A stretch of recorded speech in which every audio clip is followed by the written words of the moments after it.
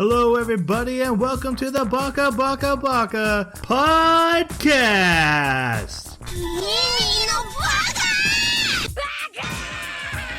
Baka.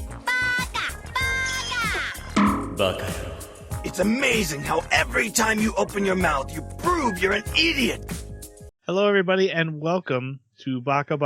We are an anime podcast where every 2 weeks we discuss an anime after having watched it, and then we turn the conversation over to you, the comment section, the listeners, to expand upon whatever we've discussed. Tell us why we're right. Tell us why we're wrong. For we are just three Bakas. And I need the help of those Bakas to help me discuss tonight's anime. So we're going to start with the Jack Skellington to my Nightmare Before Christmas. It's Jeremy. Hey. So I couldn't help but think of Konosuba, and I don't know whether to blame it on having watched the spinoff recently or if it's just because there are some similarities here. Like, I got a real Konosuba vibe from this. So if you want to watch a better show, and I don't think, Jason, you made this comment in pre-show that it doesn't seem like they're ripping Konosuba off, and I agree. But if you want to watch a show that is more entertaining and is a comedic satire of like isekai or something, which this is an isekai, Konosuba would probably be good for it. But it's still pretty cool. But hey, that's for the the non-spoiler review. The amount of off the rails. You just need to say the name of an anime, and you're like 5 miles off the road. Let's go. Also, you picked that last week or last episode. I know. I was thinking about that too. I was like, oh man, am I gonna do it twice? But yeah, I gave it a lot of thought, and I couldn't think of another one that fit. All right. We also have the Skeletor to my He-Man. It's Jason. I really hated the comic artist. What's the full title, Jeremy, of that? The comic artist and his assistants. His assaults. Okay. Yeah, that's the entertaining part. Hard disagree. The panty song was the best. And my name is Troy, and I'm going to go with Fooly Cooly just because it needs to be brought up on a regular basis. Oh, one of my favorites. And speaking funny of to another boot. one that's the worst. It is not the worst. Like, on Nobody so many liked it. top 10 list of all time, all have Fooly Cooly. What are you doing?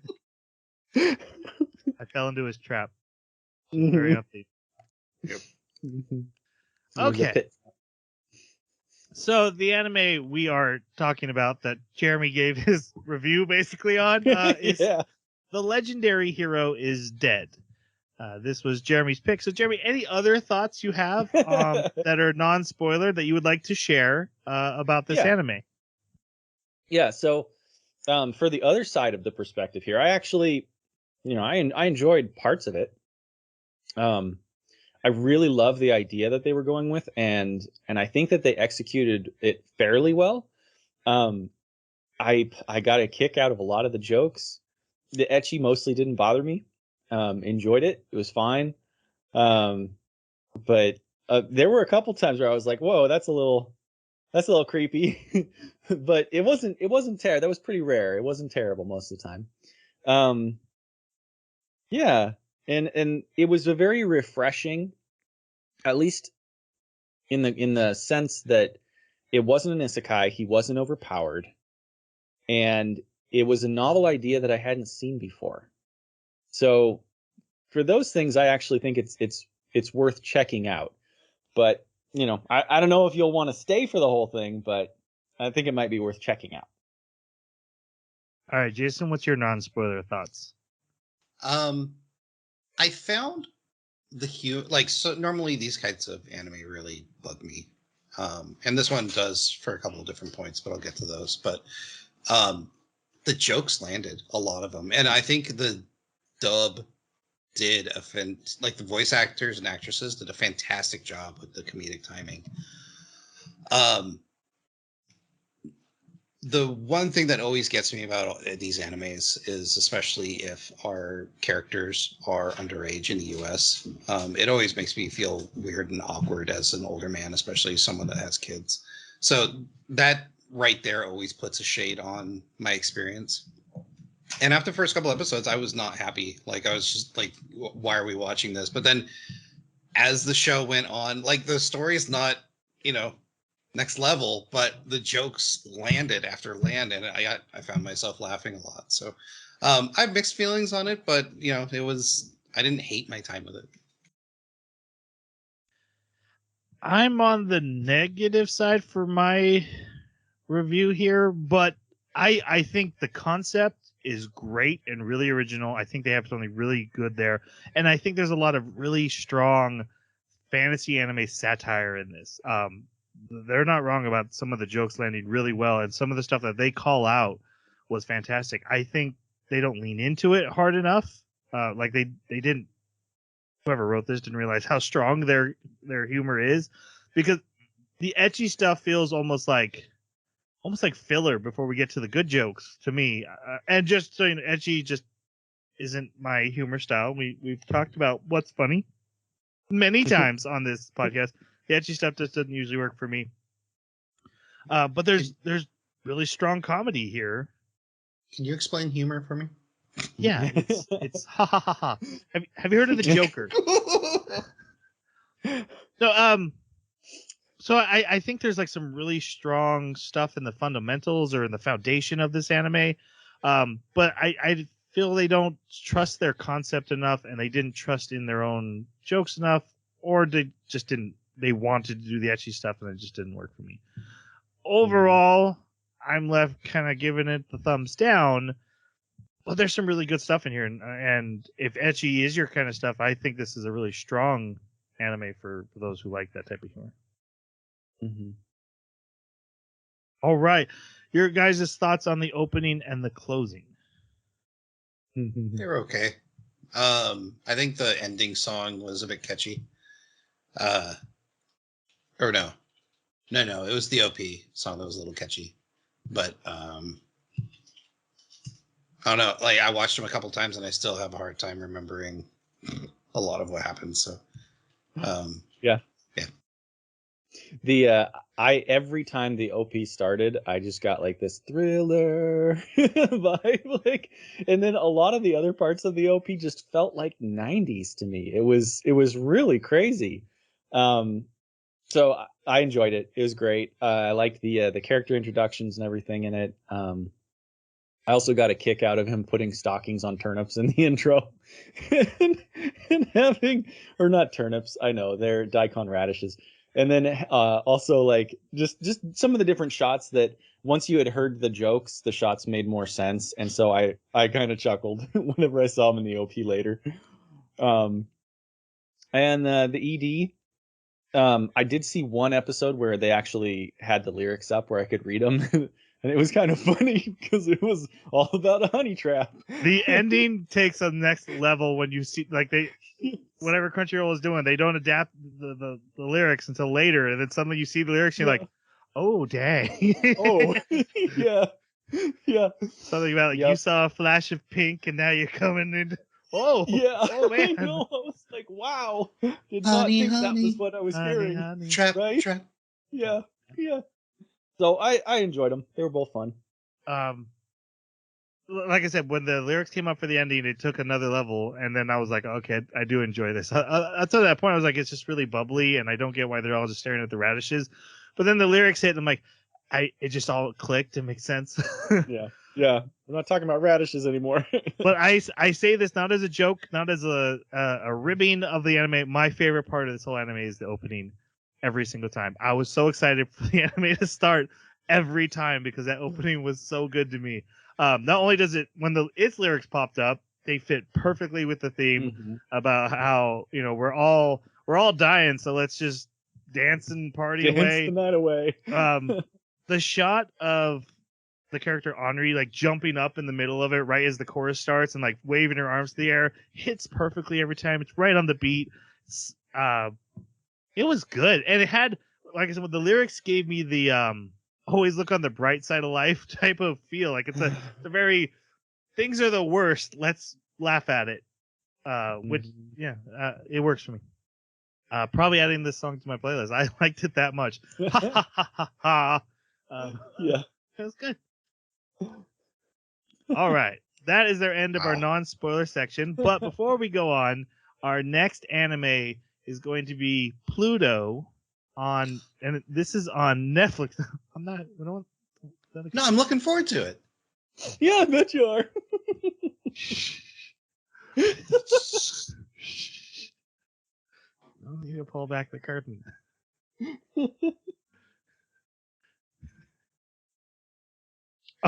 Anyway, just a heads up. I do think it.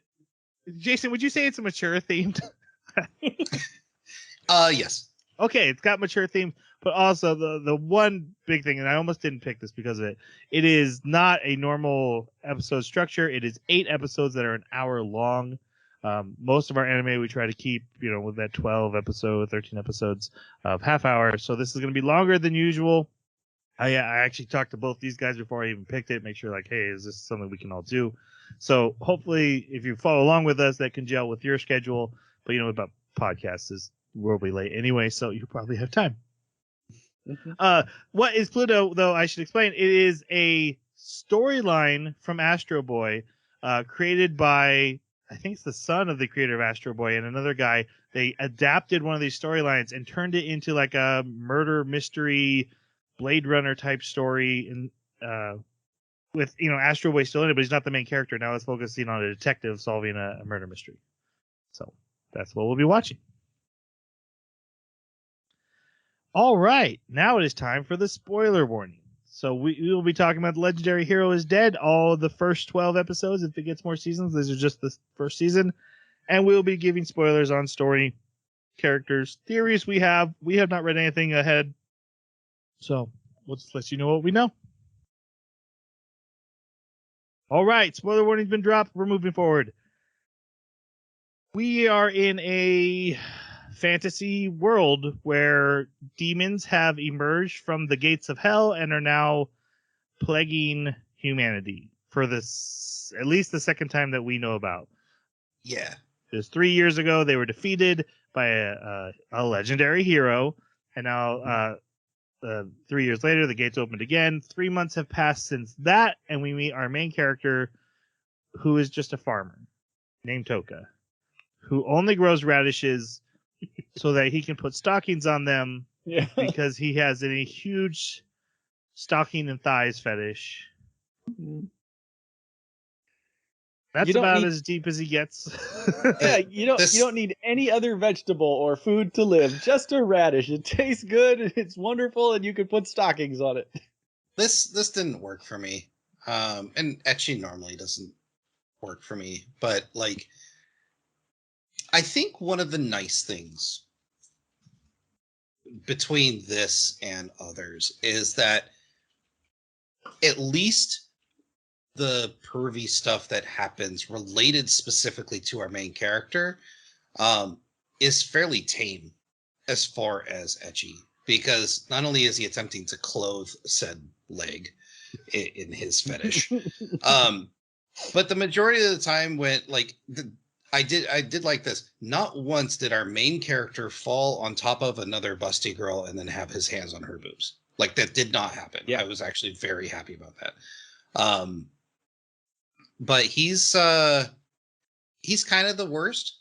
But one of the things I appreciated about him, which was called out later on, is when it mattered, he stepped up, even if he was ill prepared. So I did like the hero aspect in him, but it was always towards the goal of, I'm going to get to more thighs. But one thing I'll say in his defense, it does seem he's more interested in the chase of it than he is actually obtaining it. Mm-hmm. Yeah. And also, to your point, a lot of times in anime that are ecchi, you do wind up with scenarios where you have like really underage characters that make you really uncomfortable. And I was wondering if that was going to happen with Henri. And I loved the fact that his immediate response was, she's like, "Oh, you want to put stockings on me?" And he's like, "Those are burdock roots." those are burdock roots. And I had to look them up. And I'm like, okay, so why is he saying burdock roots? And they're like these super thin, like gnarly little roots. In the dub, he says carrot sticks. Oh, really? Yeah. Oh, And after great. that, like, there's a couple implications of, hey, I want to spend my life with you. But, like, past that, like, yeah, she's not sexualized throughout the there's no perviness anime, which was nice. That was great. Yeah. So that, to your point, the anime kind of it stepped away from some of the tropes that I would expect from ecchi, and I appreciated that. And at the same time, also, I was thinking about it as well, because I was thinking, oh man, as I'm watching, I'm like, okay, Jason's gonna hate this. So what are my thoughts? I need to like really clarify my thoughts on the main character's perviness. Like, what is it that I'm all right with, and what is it that I'm not? And I kept coming back to the fact that, yeah, he's just like, he wants to put stockings on. So like you were saying, you know, he's trying to clothe them. But the other half of that is, and nothing else. So he's like, the whole thing is naked with stockings. And so I'm like, okay, I don't know if I can completely defend that. It's really funny though. I got a kick out of it. But excuse me. I enjoyed the character. I don't think that the characters are really the strong suit of this anime, and yeah, the main character is no exception to that, for me at least. He was entertaining. His joke didn't get old. I didn't get irritated by it or tired of it or anything. And it was funny watching him get a comeuppance every now and then.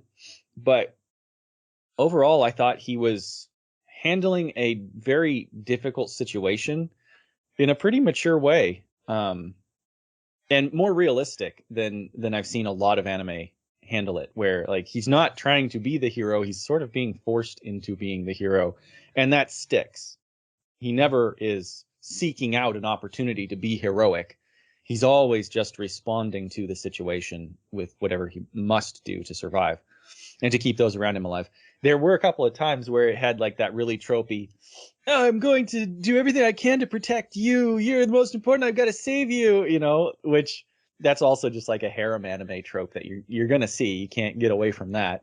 But I don't know. It was kind of comforting. It was like, yeah, I know what this is. It's familiar. To touch on some stuff that you guys haven't, while I think mostly he's a fine character. They start him off as like he's just a farmer, and then he's having to deal with these fantasy world situations, and then even poking fun at like the fantasy stuff is so extra that if you're just practical and logical, you can usually just get right past it. And he's doing a great job of that. And then they're like, oh yeah, but actually he is special trained, and he knows how to fight, and also it wasn't just a farmer. That's kind of what I meant when I was earlier saying they didn't stick to their guns here, because I liked it better when he was just a farmer, even if it was just for the radishes. The ecchi stuff, the thigh thing at least is new to me. And, Yeah. you know, it Was me wasn't, too. It wasn't the exact same as every other pervy character. I don't think pervy characters like this can be the main character. I just don't think it works. Maybe it doesn't just work for me, but I don't mind them as much when they're side characters and they come in and they make the joke and they get hit on the head and they go back to being a side character. And there are side characters that happens to, and I had no issue with any of their jokes. Like, that is how that joke is handled. But then when he's the main character, he's not getting punished every time because we don't have time for that. And then he just kind of seems like he's assaulting a lot. And and getting away with it. Yeah, guys, he didn't do, but he did take over a woman's body so that he could go fondle it alone. Isn't that just like the implied thing in every show though, when you have a body switch between a guy and a girl? Isn't that just always implied that the guy is going to be pervy? But he wasn't like forced into a body switch. He literally manipulated the situation to put himself into a body switch. So it's that's a little what made bit it funny. That's what made it funny, because it was like what it did is it took the implication that's always there, and it was like, no, we're just gonna say it right out in the front. The implication of sexual assault. That's funny. Yeah, well, I mean, you know, sorry, no, that's I'm making a reference. Saving your to life, right? I'm making a reference to Sunny in Philadelphia, not this. I Oh, was not even okay. trying to make a point. Sorry. I found Yeah, I did find it like weird, and I wasn't a big fan of that joke. What I did like about that joke was that the one time he finally gets his alone time and he attempts to do the thing, he gets attacked. So that paid off really well. And he finds out that the whole time she's been like watching him, hovering over his shoulder, watching everything he's doing. All right. Well, he mostly didn't work for me. He does have some good jokes though, and like his plans, I because they were like practical and straightforward. That was working for me. I'm just a farmer. Why? Oh, I can turn the sword into anything. Why wouldn't I just make a wall for the floor? I don't need to make a super powerful sword. I have shapeshifting abilities. This is so powerful. Yeah. So stuff worked, mostly didn't. Especially in the different scenes where like he would create something to hide, but it was not effective. And so like the bad guy's like, what are we supposed to do about the last one that's right here? And they're like poking his camouflage. Had some great moments like that. The other character we see who we're introduced because she's there to yell at him. Best friend character, female. I hate how pervy you are. I spend all my time with you. This is Yuna. Your guys' thoughts on Yuna? She served as the character you just described. It's frustrating that all these characters are underage in the U.S. However, like her lines worked most of the time until we got into the later episodes when she started like really accepting him for who he was, which I was like, don't do that. Don't give him legitimacy. Yep. And also she's gone for like 4 episodes, so it's like I don't know. I have a couple mixed feelings. The jokes that she was in tended to land, but I don't know. I wasn't a big fan of her. I just want to mention it just to give my opinion on it, but did you hear the ages of like Yuna and the others? I looked it up, so you are correct. They're like she's 17, Yeah. but in the anime, her did you sister's hear their age?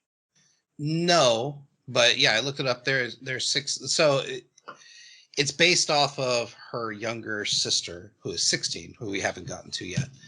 That is explicitly stated. And then it says, and I believe somewhere in there they mention about a year or a little more older was her older sister. Therefore, 17 is kind of where it is. And then Henri is like 14. And so it's like... Yeah. With Henri, I can understand it. With the other two, they looked more like adult characters to me. So it just doesn't even, in my head, like they're not. Then make them 21 or 20. Like, yeah, and I'd be fine with that. I don't get it. But this anime is made for 16, 17. That's their target audience. Yeah, that's true. To be fair, we're 40-year-old men, and one of us chose to watch. No, but fair. When I watch these, I assume that the audience that's supposed to be watching this is the same age as the characters, and then that changes. Yeah, as a 40-year-old man, I feel creepy, but I also feel that when I watch. Wow, what are you Saved by the Bell? Okay. I'm trying to think. I guess that's a good point. That's a good point because the characters, they are the same age. They're going after each other. Yeah, I can get that. The reason I think the etchy part, raunchy teen romance. Yeah, okay. So if I went back and watched American Pie, that's still really old. Do they make raunchy teen romance comedies anymore? I don't think so. But American Pie, when I watched American Pie, I was the same age as the people in American Pie. I had no issue with anything going on. As a 40-year-old man, I go watch that. Well, now that character is 17 and I'm 40, but it was 17 when I first watched it. So, But are there any mostly nude or nude characters in that are portrayed as 17 or younger? American Pie, and some very sexually explicit. For females and males, they're doing sexually explicit stuff in that movie. Actually, that's one of the things this anime does well as well as equal opportunity ecchi. Yeah, Yes, it does. that's true. Yeah. So back to the topic of Yuna, I loved the fact that she was basically like the monk, the melee fighter that would come in and punch, and I didn't expect that, and I was kind of wondering where they were going to go with her as a character, because she wanted to be a mage, but she only has like level 1 baby mage mana, so it didn't look like that was going to be a possibility. And yeah, I enjoyed that aspect of her. I kind of enjoyed the fact that her initial understanding of what had happened in the past put him in a bad light for her, Toka, in a bad light. And then over time that changed. I thought that was a nice arc for their relationship as characters. Now maybe he didn't necessarily, maybe his perviness makes it so that it's difficult to consider him having earned it, so to speak. But at the same time, it is, I don't know, recognition for something that he did that she wasn't aware of. And that was cool. So I liked what she contributed to in the character arcs, what little there was of them. And I also got a kick out of the entire zombie scenario. It was great. I like what they initially were setting up with her, farm girl who's so used to bashing her buddy around because of his perviness that she just, like you said, it was a perfect monk smashing fighter, and that translated. And then her sister and dad show up, and her sister's a legendary hero, and her dad was a member of the Legendary Heroes Party, and I'm like, oh, never mind, I guess. I guess she's like, what? It bugs me so much that they just couldn't stick to it. Yes, and her dad's like, I don't want you to do magic, but your other sister can be a legendary hero, and I have no issue with that. Who's younger. And I'm like, this feels really inconsistent and out of left field. I had no feel for that in the first half of the anime, and then they just show up and they're like, oh yeah, we're all legendary characters. You didn't know? We're all super connected to the main plot. And, oh. That's it was really what you weird. said it was about. Yeah, even to the point where Toka is like, oh yeah, her family are a bunch of great fighters. Like, he has to actually say it to us. Like, whoops, forgot to mention that. But like you said, I loved what they were doing with her of like, I want to be a mage, loses the wand immediately, has a super low mana, but hey, I'm really good at punching. That was some cool stuff. Her zombie stuff was interesting. I did mostly enjoy that arc, and I like that they committed to those arcs. It wasn't like, oh, she's a zombie for 5 minutes and then everything's fine. It's what they do with consequences. They stick to those consequences and have to play them out, and I do like that the anime does that. Mm-hmm. All right, so we have our two characters. They're arguing about thighs and radishes, and a demon shows up. And he's like, oh, this is perfect. I had dug a demon trap because he had to protect his radishes. And then she's getting attacked by the demon, so he comes with this plan. I'm going to cook meat over a grill and bring the demon over to my trap. But it doesn't work. But the legendary hero shows up and slays the demon, and he's like, hey, it's Yuna. And Yuna's like, you remember me? He's like, yeah, when I saved you 3 years ago, I do remember you. And she's like, oh, she obviously has a very big crush on him. And she's like, well, why don't you come over for lunch? I'm going to feed you. Toka's all freaking out, like, where's my freaking lunch? I was helping too. But the hero smells delicious pork and wanders over to it because he's starving, and he falls into the demon trap and dies. And then the villagers are all super pissed about it, but they help him hide the body because they don't want to be the village that killed the hero. Yes. I think the one nice thing, like, and we've talked about this before with other anime, like, in the first 10 minutes, this anime is going, we are not serious. Do not take us seriously. Mm-hmm. And I did appreciate that a lot. Mm-hmm. I love the constant battle for the rest of the anime of he's the guy who slayed the hero. Like, he's this great warrior, and he's like, I did nothing. The guy was an idiot who walked into a hole. But Toka wakes up in the morning, and now he is in the hero's body, whose name is Shion, by the way. But he now has Shion's appearance, and so he runs over to Yuna, first just to talk to her, but he finds he can manipulate her to change into a bikini and stockings because of her crush.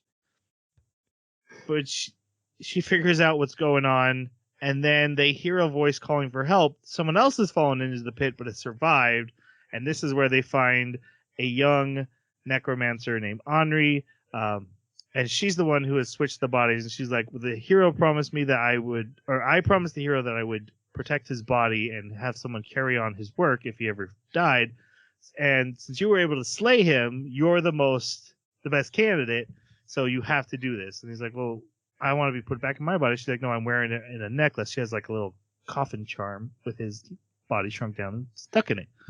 So he has to be the hero. This character is Henri. We need to talk about her. We've mentioned her a couple times, but what do you guys think of Henri?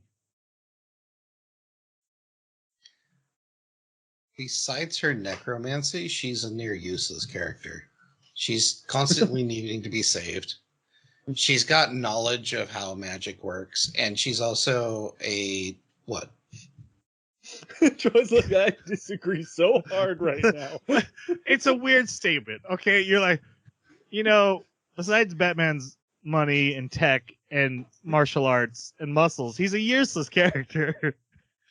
What I mean by that is that she's this tool to describe things to the audience, and that's about it.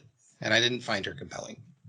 She's literally the most useful character in the whole party. Like, everything always hinges on her. She has to do all the work. But it's always this MacGuffin of, oh, I used necromancy, I saved the day, and then it's just like fight's over. And it's just like, okay, great. One of my biggest praises of this was showing that, like, yeah, necromancy, yeah, we always put that off for like villains, but it is literally the most useful magic ever. It is so strong. You can do so much with it that I really appreciated that they, and just bring them back. Like, oh, you killed them, and they're back. Oh, that's a zombie, and now they're not.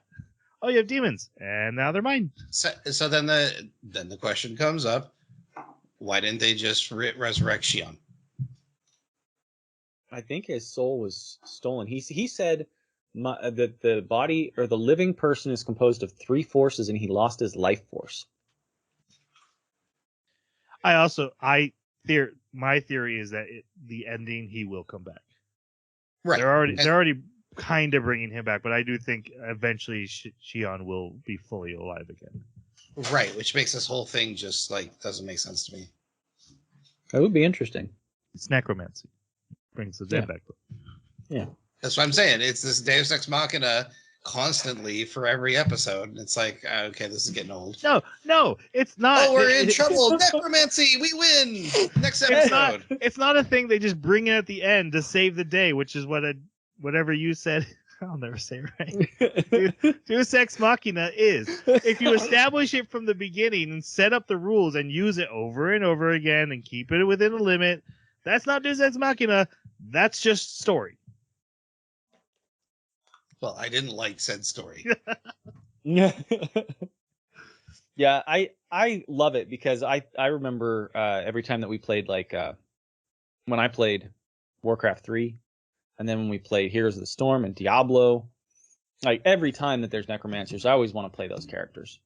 And God, I want to call him Kel'Thuzad, but I know that's not the right one. Who's the necromancer from Heroes of the Storm that's also Diablo? Come on, you guys must remember his name. I can't remember his name. Yeah, I mean, but technically, in Diablo, he's just necromancer, right? No, he's got a name, but it's just the necromancer. But okay, well, and Kel'Thuzad is a necromancer, BTW as well. Yeah, but he's the one from Warcraft. Correct. Yeah. Zul. So he's a little bit Xul. Zul. Zul. Yes. So I love that. Every time that I see a necromancer character that they're really exploring what the necromancer can do, I just love seeing that. And in this case, I kind of have to side a little bit with Troy, just in the sense that most of the time when she was doing her necromancy, they still had to do things in order to win. And she was usually just like keeping enemies at bay, right? Like she would say, I've just barely wrenched control of the skeleton horde away, or some of the demons. So like we have just a little bit of an edge, and if she loses that, then the other guy has the edge back and he might stick around. But during that entire battle, like they're still having to be in play and having to do things. Like she doesn't just fire off her powers and win. She just kind of gives them a chance is more like what she does. And I kind of liked that. But also with Henri, one of the things I really liked about her is just how naive, dumb, like I don't want to say it in a negative way because I didn't actually have a negative perception of it in this case.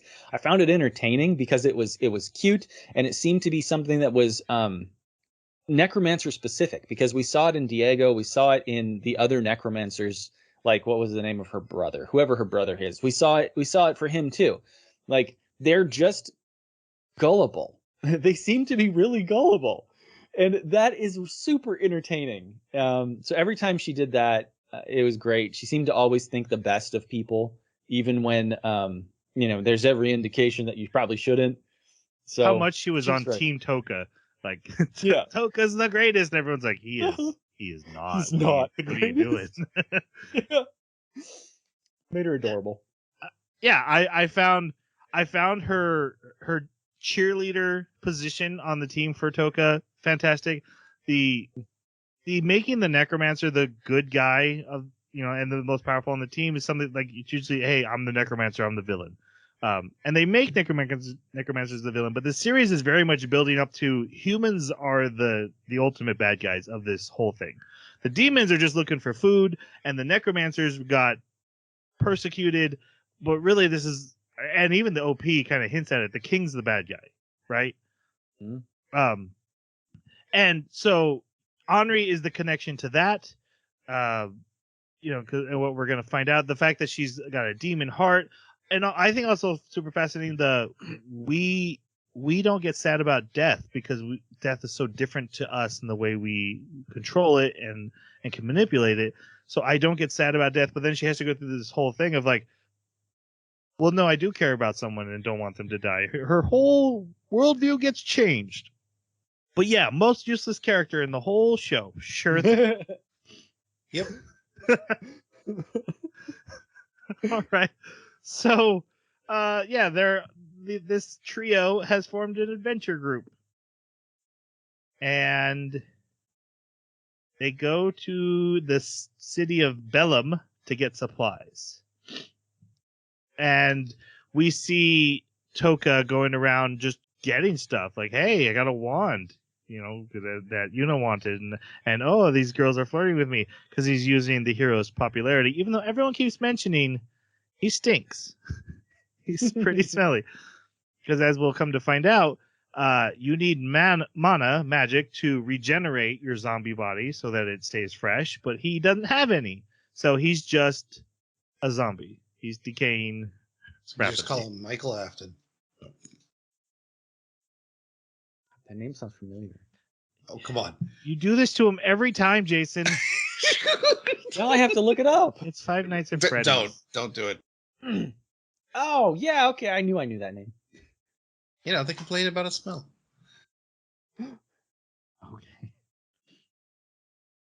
Okay. All right. And most watched movie on Peacock, by the way. Anyways. Wow. We're reviewing this anime, right? Let's go. He gets in a fight with these girls that he's flirted with, their bodyguard, because they're like, oh, he's like, I fought with the hero once, and I've always wanted, the hero promised me he would fight me, so let's have that battle. And he's like, okay, I gotta press these girls. So he takes out the sacred magic sword, and he hits the guy with it, and it's like a limp noodle. It does not work. Yes.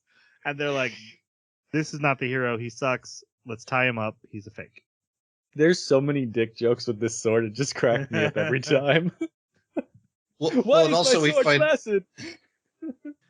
out that like they're having a hero imposter problem because they've got this pile of fake sacred swords, and it's like, how do you have this big of a problem of imposters? He just died and no one knows it. So like, plus this bodyguard looks like he's the bastard son of the king later. Like, I have no idea what's going on there, but they drew him exactly like they drew the king. Did they? Yes, look at his face and then look at the king's face. Anyway, so Toka gets tied up, and meanwhile, Henri and Yuna find out that there's going to be a demon hunt in this city, and that whoever slays the most demons is going to get a big cash prize. So they want to do that, and they meet Kyle. But why do they need the money? Well, right now they just need supplies. They're going to need it even more here in a little bit, but. Oh, okay. Okay. I thought we were there, but we're not.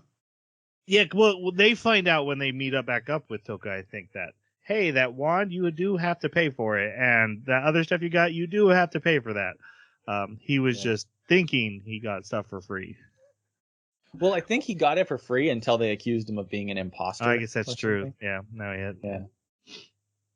Anyway, Kyle shows up, and Kyle is this tall, blonde, former companion of the adventurer, and he's like, hey, I can attest that this is the real hero. Let him hold the sacred sword. He's like, hey, imagine it bigger, and it turns into a giant sword. He's like, see, he's the real deal, and I'm gonna go on this demon hunt with him. And Kyle knows the truth, but he's willing to help. And then they all go meet, and then we find out that Kyle wants to take the body. Yeah, Kyle's got problems. Kyle's got issues. He's a perfect specimen, but Shion was always just a little better. So if he could be Shion, that would be perfect. I love how every time we see him after a long break where we haven't seen him, he gets a new title card, and it has like new text about him, and it's like the pinnacle of humanity, basically a god. You know? I should call out, as someone who writes notes, thank you for title cards. I love title cards. Title cards are my favorite. So at first he kind of like, maybe I should just kill him right here, but I won't because I'm a good guy. I'm on your team. But that night he does try to sneak in and take the body. But the living coffin thing. Yeah, Toka only sees this because he had been sneaking in to put stockings on Yuna at the same time. Yeah. And then Yuna wakes up with a stocking after Kyle almost gets caught, and she's like, oh, well, it must have been Toka. I'm wearing a stocking now. I'm wearing a stocking. So they all go on the hunt the next day, and Kyle plays dumb, and they get to the demon base, and they see this red-haired, twin-speared, I don't... It's funnier if you don't know his name. They say his name every time, but it's honestly, I found it funnier that I can't remember his name. And they're like, oh, and Kyle's like, oh yeah, that guy, he slayed 100 demons in one time once, and he is the classic mysterious ally character that so many anime do. You know, Tuxedo Mask or just anything. Hey, that guy showed up and he saved the day, and he's knocked unconscious instantly. This becomes a running gag for this character that is one of my favorite things about this whole series. It is a perfect satire of that character and how weird it is that they even exist all the time. Yeah. Anyway, they have to fight this. I guess he's a medium power demon. You can look at a demon's head color and know how strong they are. This one has a black head, so it's white, then black, then red. And they have this big fight with it. Toka's like, here's a plan. Let's all run away. So they do. Eventually, Kyle fights it and kills it and then takes its heart. And we find out these... we've already been introduced to the magic crystals. So if you have a crystal, you can use a spell, but they're actually demon hearts. So whatever power the demon had, when you have their heart, you can put mana into it, and then you can use that spell yourself. Dude, this is Path of Exile. Yeah, I was going to say, I actually really like this and really like the system, and it was a perfect explanation of a video game system of like, hey, if I have this crystal, I can cast this spell, and why it would happen that way. Mm-hmm. It was good. I like this. I like the crystals. And then combining them, then you get different abilities from it. It was cool. But more demons show up, so they all... Toka's like, let's run away to the fortress. If they're all in the woods, there should be nothing in the fortress. So they run into the fortress, but of course there's still more even there. And I love that when they open the door, the demons that are in there are like reclining. They're just kind of lounging. They're like, oh, hey. Welcome to our fortress. And there's a ton of human skeletons on the ground, so Henri takes control of them to fight. But there's a demon who spits out melting acid, but it only melts what he wants to melt. So he hits Yuna and melts her clothes only. So she runs away. This is also satire. Like this to Yes. me is just it's making fun of why is this always the case? Like and then later you find out it's because the demons are all perverts. And so that fits. It fits perfectly. But it cracked me up. Yeah, in a lot of anime, there's always that acid, but it seems to only work on the girls' clothes when they get hit. They never get like burned. They always like, oh, I've been burnt, and my skin is perfect. Yeah, underneath. So yes, you're right. And it burned up her magic wand for the $10 million one. So Toka and her go off and fight this thing, and he starts using the sword like a whip. Basically, he can tie it up. And then she's able to punch it, and she starts using this crystal that gives her super strength, and is able to beat it. But then Kyle shows up, and he's like, "Oh," he actually knocks you down. He's like, "Okay, I'm gonna kill you now, Token, because I need the hero's body." And then they all end up having to fight him. He gets sprayed by the Henri acid. takes control of the acid demon, and he has it spray Kyle, and so Kyle loses all his clothes, but he's fine with it. He makes these yellow stars for weapons, energy stars, and he just puts one right in front of his crotch. So, one thing to note, because what you said is the demon melts only what it wants to melt, but it's being controlled by Henri. Yeah. So, what did Henri want to melt? That is a good point. Henri seems to always, I mean, they were traveling companions, and even when he's clearly being evil, she seems to still want to trust him and be friends with him too. So, but yeah, they get away from him, they hide, and eventually they get chased out onto this, they get him out onto this bridge, and he's like, well, there's clearly a trap, but then he goes for him, and Toka's like, yeah, it's super trap, because the whole bridge is actually the sword. And now I pulled it back, and so Kyle falls down into the ocean. Or river, whatever. He's gone. And this was one of those moments, or like this happens a lot, but like they hit the hallway and he's like, here, I'll just make a replica of the wall behind us so that when he comes in, he'll just think, oh, I need to go this way. They must have gone that way because it's just wall. I didn't see that coming. Like I was like that was, instead of going, oh, I just need to be stronger and have more feeling to defeat this foe. No, I'm just going to hide from him so I can set a trap. Yes. Yeah, that's what I was digging. I was loving that when as soon as he realized he could shapeshift the sword, he's like, I don't need this as a weapon. This is the perfect tool for doing whatever I want. Yep. So good. And the whole bridge thing. Oh, you're super powerful, can do all this crazy stuff. Well, can you fly? Yeah. Right. They get paid for defeating the demons, and they make a lot of money, but they're still massively in debt. So their next destination is to go to the capital and ask the king for money. And then we get a quick shot of bad guys who are planning to kill the princess. In the next story arc, we get a montage of Toka just constantly getting injured until the point where now he's just a skeleton. Lost everything. First it was just his arm. I think that actually happened with the acid. No, that's what the first thing the acid hit, and he lost his whole arm, and it was just a skeleton. That's right. So it should have melted skin if. Anyway. Well, it sounds like it melts whatever is dead. Like it melts things that aren't animate. Oh, so that would be clothes. So flesh. It wasn't by choice? I didn't get the impression it was by choice. I don't remember him ever saying that in the dub. Just that it only melts clothing. Anywho, they come up with a plan to use the sword to create a mask around him and paint it with paint. It's great. Grape it's grapes. Yeah. Oh, that's okay. That's my other thing about this fantasy series is it comes up more, but like they're like, hey, it's a magical world, so if they need to communicate across distances, they have radio watches, crystal watches. Yeah, okay. But it seems like this is not something that just anybody has. It seems like this is that's not my point. Special enchanter. That's not my point. Okay. Then you have, hey, if you want to travel long distances, we have this magical carriage, which is just a car. And if you want to travel over this water, I have a magical skiff. It's a boat. It's a motorboat. Mm-hmm. Now, it bugs me in fantasy where they're like, oh, I could think of anything, but I'm just going to use technology I know and say magic. Like, you don't need a watch. It's magic. You don't have to have a radio watch. It would be like That's one true. of them have a plate of, say, potatoes, and they put it in this magical box that they put mana into, and it cooks their food in 3 minutes. Like, Yeah, no, that that's makes sense. You just described a microwave. Right. Yep.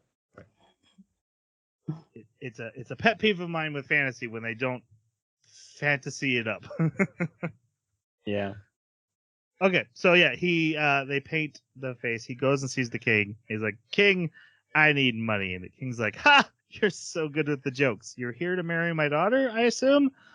And Toka's like, yeah, let's do that. And so he's brought to the Princess Marguerite. Well, that was his last off. So I just to provide some context on his motivations, he's like, no, that's a terrible idea. So the king's like, oh, well, you must be here to duel me then. Oh, that's right. So he's like, actually, your daughter sounds lovely. And I love how he's like visualizing what Marguerite is supposed to look like. And you see like a picture of the king with a wig, just a smaller version. He calls her a gorilla. Gorilla, yeah. In the Yep. Mark, by the time he gets to the room, his face is like the paint has melted off for some reason. And she's like, oh my God, you're a skeleton. He's like, I was cursed, but I am the hero. So she lets him in. And she's like, have you come back to be betrothed to me? And he's like, yes, let's go with that. This is Princess Marguerite because she's beautiful. Your guys' thoughts on Marguerite?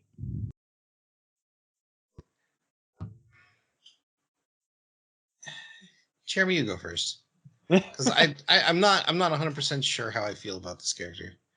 Okay. I actually really liked Marguerite. She had some funny moments when it came to like her possessiveness over him, but she also had like a lot of really interesting eccentricities of her own, right? Like she has this essentially disease where she doesn't create her own mana anymore. She has to absorb mana from things. And so part of that manifests as like her consuming a ton of food, like gluttonously. And so her art even changes and she becomes massive after she does, but she's like, oh, it'll only last for like an hour. And then, and seeing his reaction, he's like, oh, super luscious thighs. It's not what I expected the joke to be from this. And so it was very funny. I cracked up at that. And she's very sweet and she's almost motherly compared to the other girls. Like she's definitely more trained. She's more experienced. She's wizened compared to them, and yet she still has a bit of naivety of her own because all of that training has been done through a tutor in the castle, so she is very sheltered. I liked the fact that she had this training, and so she actually did have abilities. Like she was a very good archer. She's the archer of the group, is what I'm seeing. And that was kind of cool because I was wondering where she was going to fit in, right? They've got their necromancer, they've got their monk, they've got their I don't know, thief, sneak guy. What is she going to be? And so that was an interesting fit. Because I'm always thinking about these as like party composition. So yeah, I liked her. She had a good character arc moment that was marred by a very gross bit of storytelling to lead up to that moment. But fortunately they didn't actually like act on the gross part of the storytelling. They wound up finding a way around it and just like using it as sort of a build up to have a better conclusion to the joke. But yeah, I never had any problems with her. I guess she was okay. She had some really good jokes that landed well, especially surrounding her possessiveness. But yeah, she was just kind of there. Like she was another part of, like she was like Henri in the fact that they both kind of did all the heavy lifting as far as like, when it came to combat. But yeah, she was fine. Yeah, I like the character. You know, she's I just like some of the other characters. I like her a lot better when they introduce her. I'm like, oh, this whole I have to eat a ton, and then actually become physically fat, and everyone's fine with that, and that works. The whole I ate all year's worth of apples joke, I thought was really funny. Both showing that she's highly trained and skilled, and that she eats a ton. And it was a super bummer to me. They just okay, we're done with that now. Yeah, she's cured. Yeah, that was sad. It was a great character quirk that made her different from other busty girls in ecchi series. So again, I felt like they didn't want to go all in on what they had set up. So, but otherwise, I she obviously is proficient. She gives them experience and training that they don't have. So, by previous standards we've set, she's completely useless. All right. I'm glad you agree. Okay.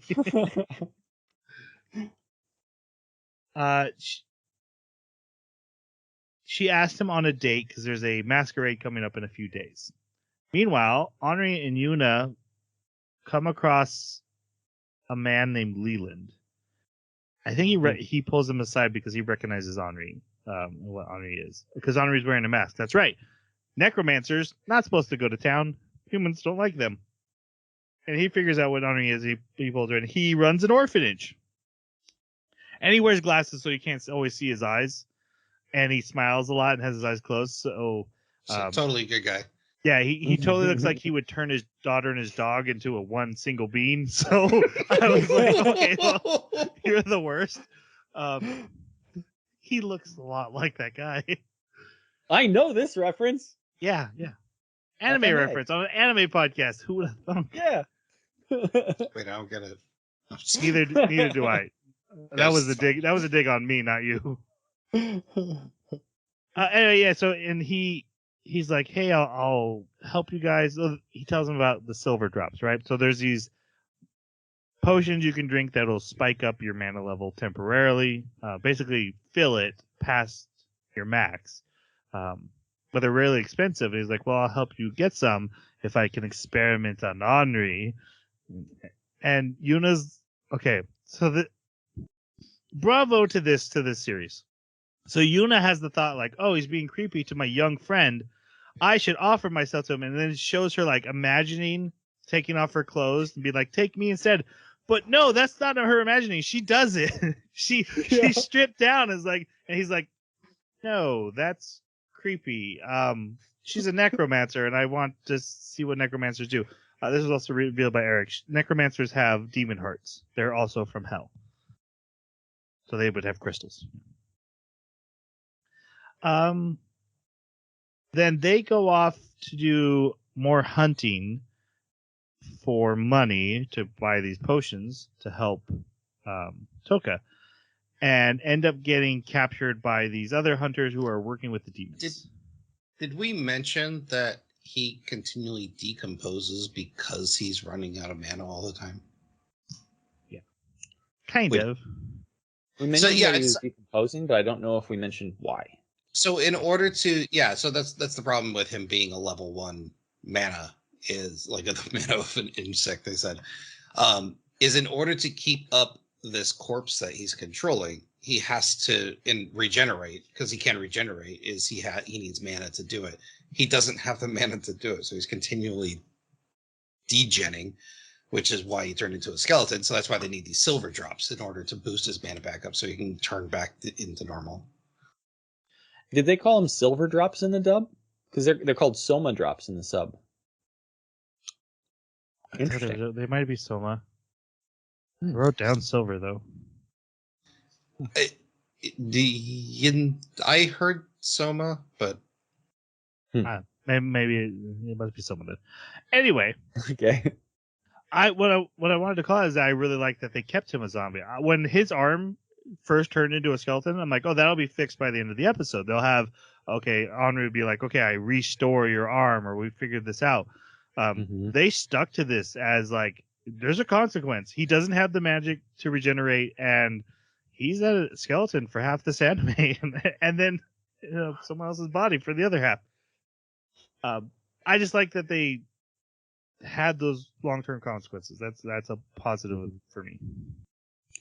It also gives them the ammunition to later have there be some fear about whether he's going to run out of Soma drops.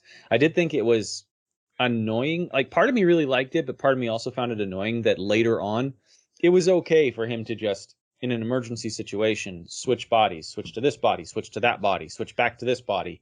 Because that means that, Henri could have let him do that at a previous time.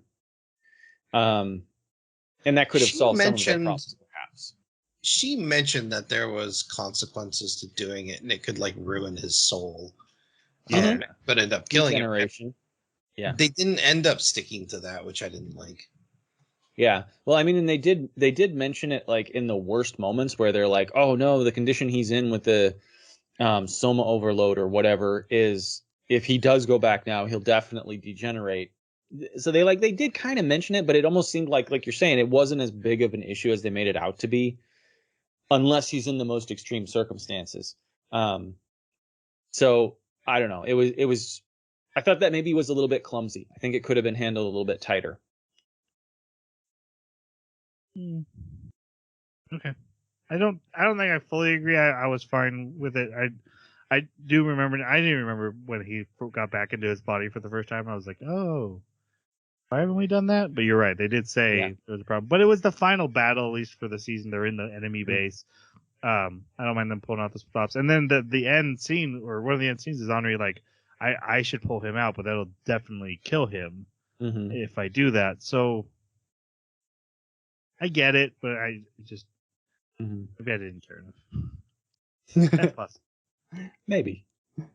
Our boy Toka gets his own room, but then he sneaks off to go find his friends, who, like I mentioned, have been captured.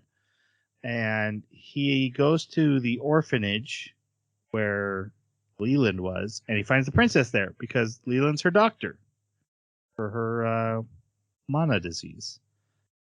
And then we see Leland go downstairs and then put on the mask of the villain that we've already seen, and he has Yuna, and he's like, my thing is bones. Yeah, I'm really the best femurs I've ever seen. You got great femurs. I love bones. And so his evil plan is to skin everyone, use necromancy, feed the flesh to all the demons, which they need for food, and then everyone can just be necromancy skeletons, and then there will be no need for war. Not a terrible plan, except for how creepy he is about it. Well, it's not going to work. The plan. It's the same plan that rogue AIs have of to keep human suffering at a minimum. We'll just remove all humans, and then there's no human suffering. But the humans would still be alive, just in skeleton form. Skeletons. And then they could dance that little skeleton dance. Yeah. But I'm sure that they would find, like, oh, your skull has a different shape. There's an indentation here. Oh. Yeah. Is that like a 90s reference? Skeleton dance? Yeah. It's timeless. It's very popular on TikTok still. Is it really? Oof. I have no idea. Probably. Oh. My kids know it, and I didn't show it to them. So, but Jeremy, actually, when he said that, like, I'm gonna turn everyone into skeletons, and there won't be any like reason for prejudice, I was like, have you never read Dr. Seuss's The Sneetches? They will find reasons. They will get 2 stars on their bellies. They will do whatever it takes to have prejudice. That is who we are. Yep. It's going to happen. Great story, by the way, Dr. Seuss. A+. See, now we're back to the references that don't make any sense to anyone. All right. In our age bracket. Dr. Seuss is timeless, but I don't think the Sneetches has held up. So, quick aside. My son comes in with like this stick, and he's like going, "I'm so old. I just went and bought DVDs." And I was like, That's funny, but also I feel so old. I mean, I remember Betamax.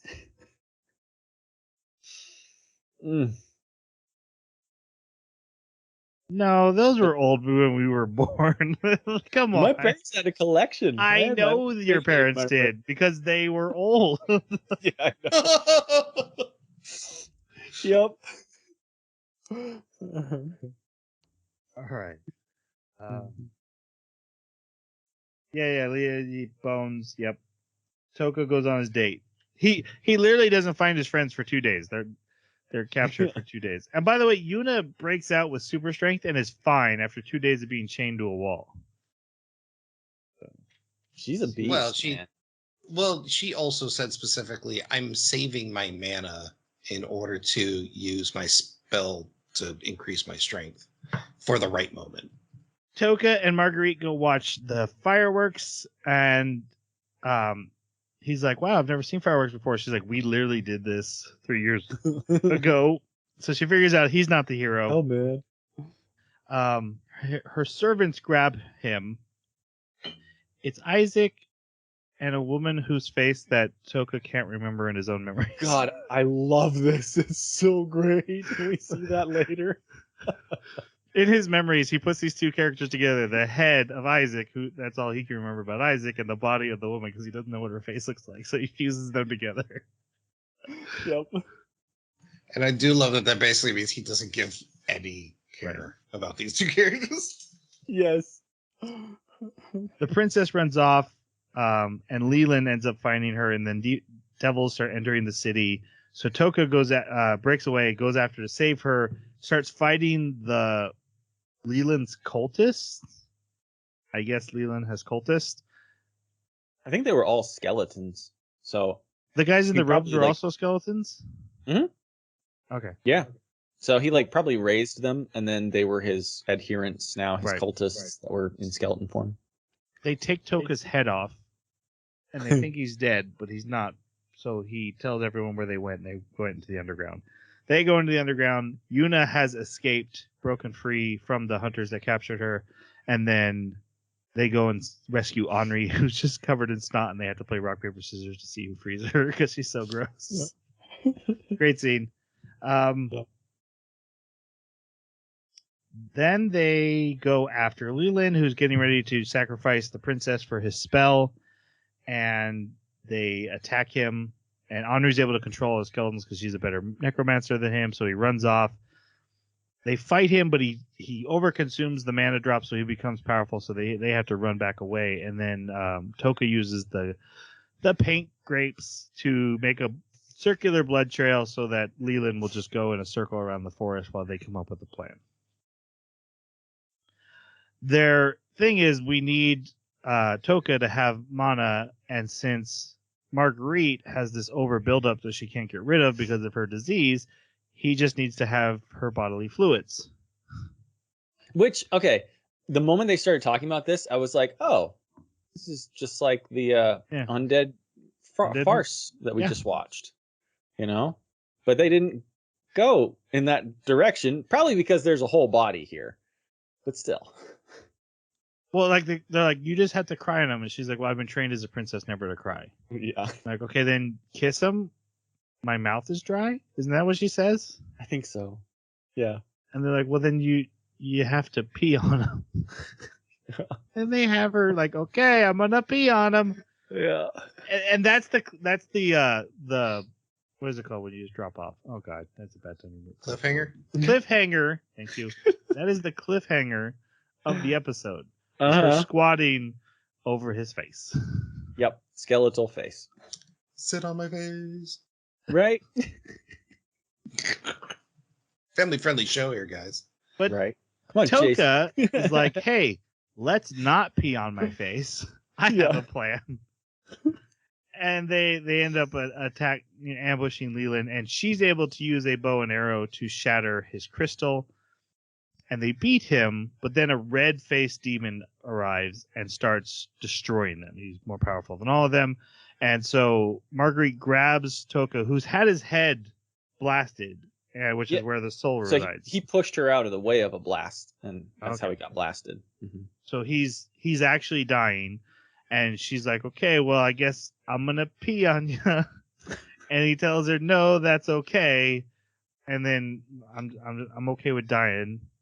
So she actually cries, and that lands on him. And then he comes back, all regenerated, super powerful. Like Turns the turbo sword. powered. I think like even more than probably the Soma drops would have made him. Right.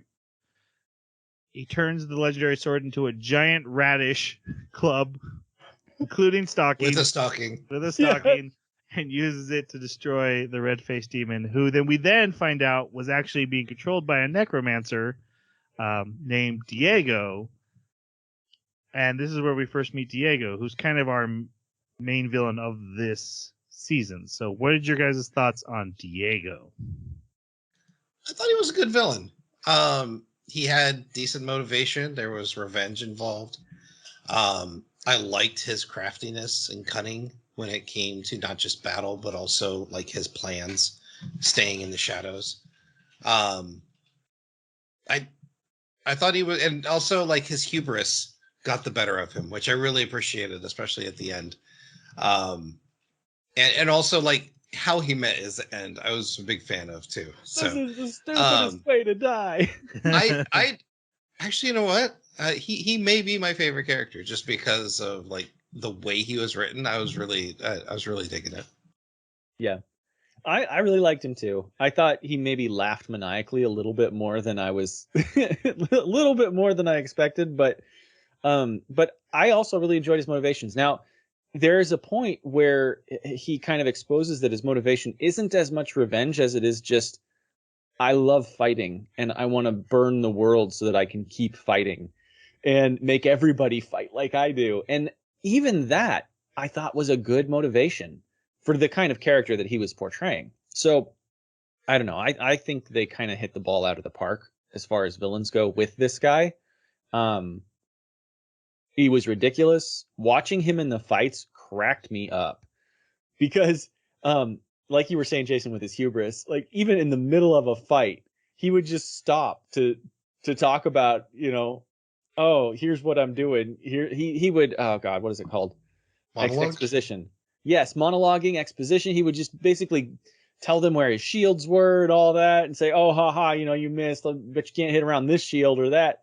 And it was just, I don't know. He was great. He was the crazy guy on the bad guys team. And I also liked how he treated the demons because that was kind of came out of left field and it completely changed my perspective on what the relationship was between the necromancers and the demons. It's not what we were initially led to believe. Yeah, because the necromancers were killed by the humans, were sent back into hell with the demons, where they had to fight for survival there. And they were already in there with the demons. Like 3 years ago, they came out. I don't think they were sent back in after the 3 years, though. Okay, because he said he had to fight the demons off to survive, and that became his addiction, is that thrill of fighting to survive. But now they have allied with the demons, also because they've taken the bodies of the 4 main generals, so I don't think the demons have a whole lot of choices. Yeah. But and him and the guy who's Henri's brother, the leader of this team, like you said, they worked really well as like he's chaos. He's here just to fight, but the other guy's like, I gotta have someone on my team. Like, yeah, I realize I can't control him, and I realize what he's doing is terrible, but we're dying. We need, and you get that her brother has noble intentions. He's trying to defeat the king and let necromancers be free. All very Braveheart stuff, but he had to hire the Joker to be on his team. And that's the impression I got. Also, in the English dub, the voice actor who plays him, I love his voice. I was looking up trying to find something like really to clear out. Whenever I hear him, he's instant like, oh. The only thing though, and like I said, I love his voice. I don't feel like his voice fully matches the face and body of Diego. He's in Fire Force. He's the crazy scientist that eventually joins the team on Fire Force. If you guys remember him, he had the big bushy hair. And he seemed like he was kind of a bad guy, but then he ends up joining the firefighters anyway. But he was also helping the fire starters. He has that great, slightly manic but super overconfident too voice. He just nails it perfect every time. But Diego's face didn't match up with it for me. All right, but I did like Diego.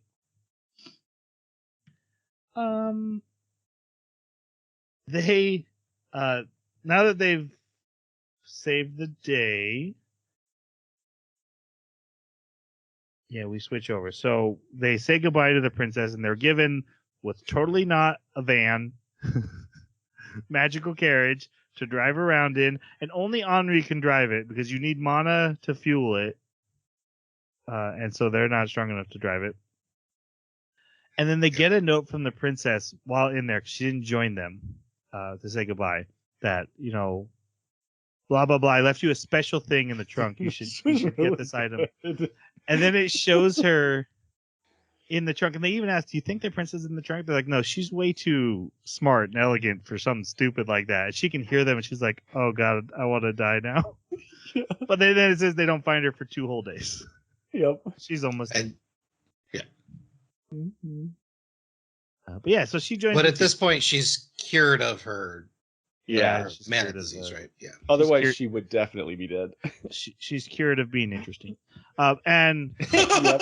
It's true. It's so true.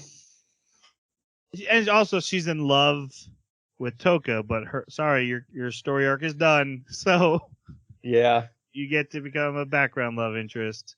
We're on to Yuna's story now. Yeah, so she does training with them. They eventually get to a town, and the girls are taking a bath, and Yuna gets all flustered because Marguerite's talking about Toka, and so she leaves, finds him spying in the dressing room. So she Yeah. runs out. Okay, I love the fact that they call out because she's like, why do you keep using his body for this? Because Shion's body is way more fit and physically capable than Toka's body. Right. So he's like doing a Spider-Man thing on the ceiling because that's not, the type of. Okay, it's funny because they're working with like the stereotypes, right? Like the type of person that would be that kind of a pervert would never devote as much of his life to what would be needed for Training. physical fitness to be able to do something like this. So suddenly getting it's like the person who wins the lottery and then spends it all right away, right? Like he doesn't know what he's supposed to do with what he has, so he uses it for all of his deviancy. And that is just hysterical to me. What I found kind of funny about this particular scene is that she starts putting on stockings straight out of the bath, and then she was like, "Wait a second, I don't own stockings." Yeah. He slips them into her locker. I love how like sometimes he's running and he's got like handfuls of stockings. He just keeps them on hand. Yeah, they use stockings in them his pockets. for like emergency clothing and stuff, like Yes. tying ropes and stuff. He just has stockings all the time. Yes. She runs out, not mostly for the spine. She's recalled that 3 years ago when she was in danger, he didn't come to save her, even though he could have, and it was Shion who saved her. So she's mad at him for that, and she runs out into the street in her underwear. And the town folk are clearly zombies, but she hasn't seen a zombie movie, so she gets bitten. She thinks they're all perverts. And she thinks they're all just being perverts. And what? If you run out in your underwear, you're the pervert, right? In the dub, they never use the word zombie. They all call them monsters. Yeah. So I found that interesting. Yeah. Yes. So it's always hard not to judge people in zombie movies who get clearly bitten by easy avoidable zombie attacks, because you have to be like, they haven't seen a zombie movie. And they haven't seen zombies, it seems. Right. Or like a zombie play. This is brand new to her. Yeah. Mm-hmm. So even when they bite her, she's like, well, what the heck? Why did they bite? So Toka saves her, and then she starts feeling unwell, and she's like, oh, this is like a thing. And she tries to get him to go away, but he comes back, and they're surrounded by zombies. Don't worry, the red-haired mysterious hero has arrived. He sprains his ankle, and they all have to run away. Because he jumps off the roof and does like this amazing attack, which like pushes a bunch of them back. But then he's like, "Ow! Ow! I sprained my ankle." And then in the next scene, they're talking about what they're gonna do, and here he is mysteriously leaning against the wall off to the side, but he's got a bucket of what looks like cold water that he's standing in, soaking his ankle in. Okay, I'm not going to give this anime a super high score, but this character might be one of the funniest things I've seen in a long time. It's so good. Mm-hmm. Okay, so Henri and Marguerite are also fighting off the zombies. And then they Toka and Yuna get back to him, and Toka doesn't tell them that Yuna's been bit, even though he's aware that she's infected. And he literally makes the point, I'm not telling them. I'm not going to give up. They all go to the mayor's mansion. Because, of course, in this town, there's a rich mayor, and he's got a big wall around his house. So they go there, and all the other survivors are there. And then Yuna starts zombieing it up. And they're like, why would the hero do this? We need to... And actually, her captor is there, and he's like, oh, I need to get her killed because she's going to recognize me. So he's like, zombie, everyone, bitten. And then the people are like, why would the hero bring in a zombie? That's crazy. Again, no one is saying zombie, but I'm just shorthanding it. And he defends her, and then right when she fully turns, Henri takes over her body and is like, oh, I am fine. I am not a zombie. And so the townsfolk are all okay with it. Then we get the scene where Henri's like, yeah, I'm going to have to control her, and I can do that until I sleep. And Toka's like, that's dumb. You should put me in her body. Clearly. She's like, well, you need to drive the hero. I don't need to drive the hero. I need to be in her body. So who's driving the hero? Is it Henri? Well, Henri is, Yeah, but Henri Henri's doing it with normal necromantic spells. So the same thing, but the difference is if she lets go of the hero, he just falls down, doesn't turn into a zombie, and start biting people. That's right, true. He sleeps. There is a little bit of reasoning. So he makes a compelling case, but he doesn't give a good reason why Marguerite can't do it. And he's just like, oh, well, Marguerite's a better fighter than me. Which is kind of true, but kind of not. So, like... So he's like, okay, now I gotta go take a bath, everyone. I'm not, I mean, Yuna's body. This cracked me up. And they're like, okay, just right away, blindfold you and bathe you. And then funny. It was funny because it foiled his plan. That was the whole reason that was funny, and because the whole time he's like, oh God, this hurts. I don't know, not all the sounds. Not sounds what he was like saying. hurting. That, no. I'm gonna interpret that as pain. It was sensations he wasn't comfortable with, which was hilarious. Yes, it was. It's kind of a taste of his own medicine kind of thing. Yeah. Then he gets to go to sleep, but they decide to share the bed with him, so he's all pissed off about that. And then tie him up. Yeah. The demon. Okay, he's laying there. He's like, "What the hell is going on?" Because they wouldn't leave him alone in his own bed. Demons attack the wall and start let the zombies into the mansion. They go and rescue the mayor. There's also this guy, Colin, and his buddy. This is the hunters that captured. They're running around like, should we help people? We don't help people. That would be wrong. We're selfish hunters. They don't really fully get their deal, but that's like literally having a conversation about we should save them. And I'm like, didn't you just capture an innocent woman 2 episodes ago, and now suddenly you have a conscience and you're surprised your friend doesn't? Well, I don't remember the bald guy ever taking any active roles. It just seemed like he was the sidekick to the little kid. Yeah, but I think he knew. Yeah, for sure. But I do think that maybe they're just showing us that he does have a conscience and it's bothering him. I don't know. But it did seem kind of weird to me too. Like it was almost like there was an arc for these characters. But I did like the fact that, because the kid is like a bad guy, a villain, and he's also kind of creepy, and that he saw something he actually was inspired by in Toka. To the point that he like gave him his stuff. That was kind of funny to me. Like, yeah, the villain, that's great. The villain likes you. Toka, now of course in Yuna's body, saves the mayor, and the mayor's like, I have a safe room. Well, they go up to the roof where the redhead spear guy is up there just hanging out because he doesn't know how to get down. So they walk past and they pass him like he's not even right. They don't even count him. Oh, Oh, yeah, that's right. Never- 1, 2, 3, 4, 5, 6. And he's like, 7? I'm here.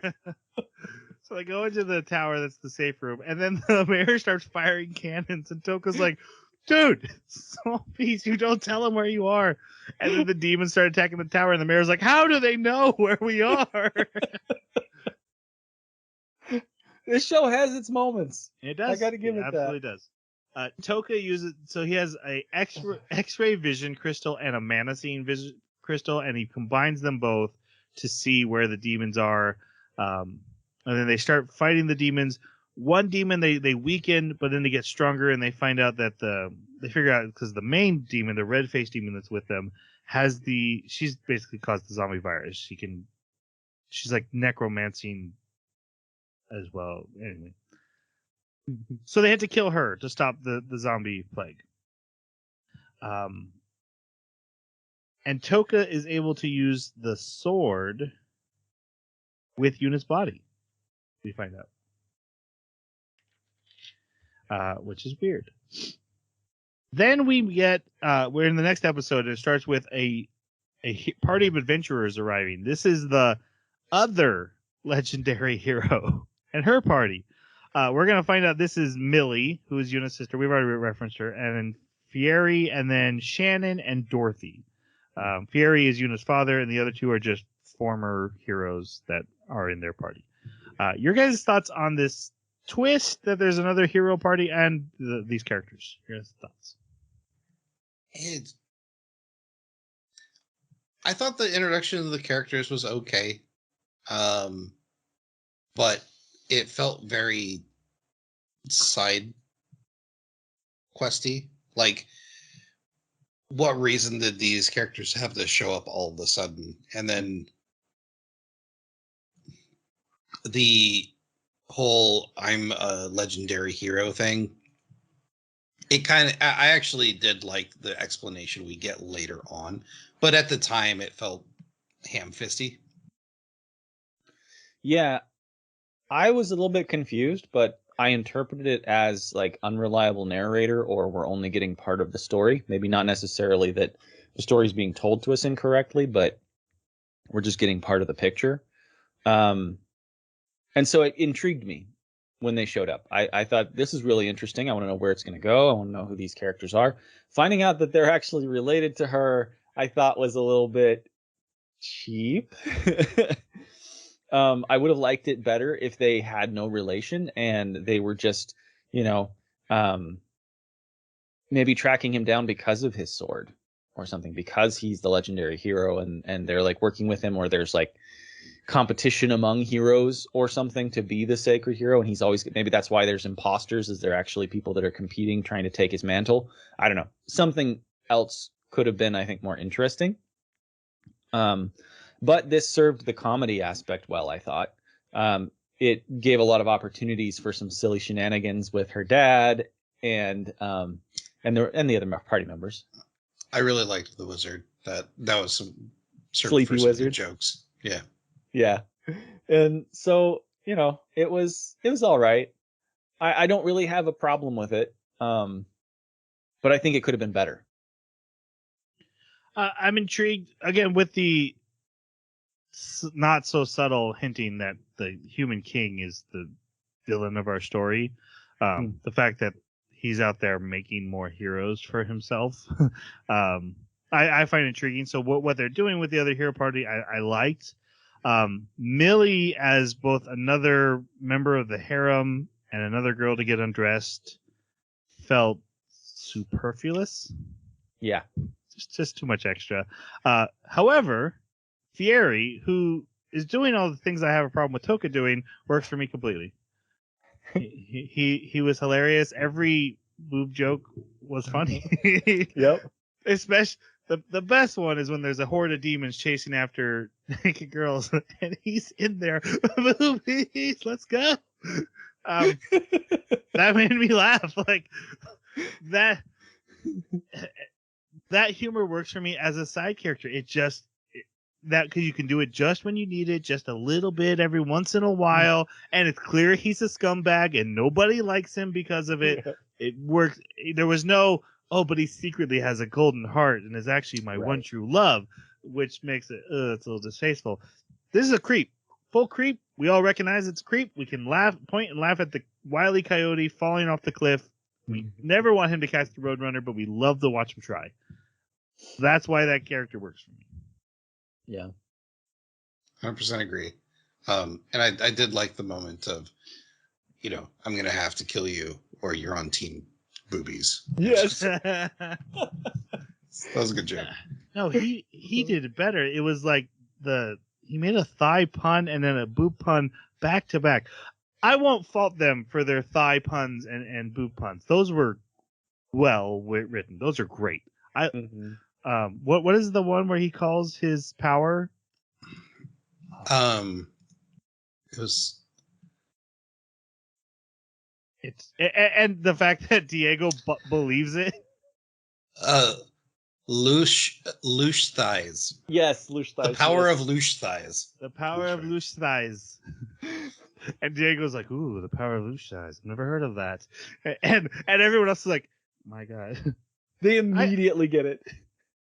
I thought that was great. Nothing wrong with a great pun. And maybe it was the reason they went with thighs, because like we can pun this up a lot. And Yeah. Toka does. He does puns constantly, and I did like him.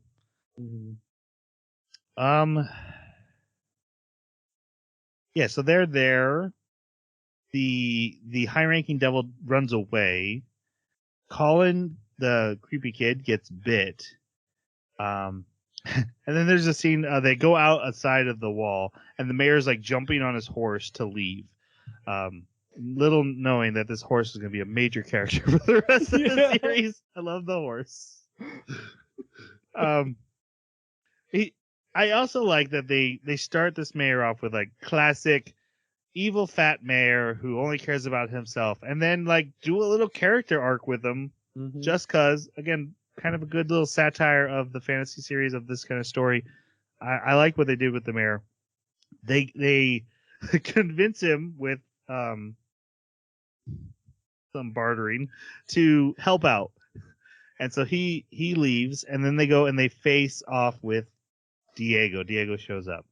And then Millie and her party show up, and they're battling Diego. And then the magic caravan comes in and smashes into Diego, and it's the mayor, and he drove it, and they're With like, the power of loosh thighs. they're like, he's never seen Diego. How do we know to hit him? And Toka had built a wall to stop the zombies, but it had written in it, "This is the bad guy right here." He's got white hair. Hit He's him. got the white hair. Yep. Diego leaves, and so the two hero groups decide to travel together, and the mayor's going to go back to the king to try to get more help. Colin gives his crystal, so he shoots needles, and then whatever he hits a needle with, he can use a red crystal to lightning zap it. He gives that to Toka, again, in Yuna's body. And Diego goes and reports back to his superior, and then he has hired evil mercenaries, to stop the heroes' party. And that's where we start. Is the wagon has been surrounded by these well, it's really one, right, in her demon horde. So the Millie's group tries to fight him, while it drives away with the wagon, but it turns out to be a trap, and they fall down in this canyon that's full of fog and demons. They blame Toka for the trap because he's the trap guy. He's Yeah. like, I didn't think that. He does save everyone by turning the sword into a cushion, though, when they fall off the cliff. But then they try to go out in the fog, but Millie loses all her clothes. Yeah, again. So they end up like forming into a circle in a group, and then all get stabbed one by one till it's just Toka, and he hides himself and is like, I give up, I surrender. And so this trap lady is like, hey, give me the sword, and I'll let you go. And he does, but then it ends up this was all a trap. They had faked it. Henri had done a spell. They capture her. And then Toka bows to her. He's like, guys, this is Ethel, my master, my senpai, the person who taught me to set traps. And I was like, no. Anyway, thoughts on Ethel?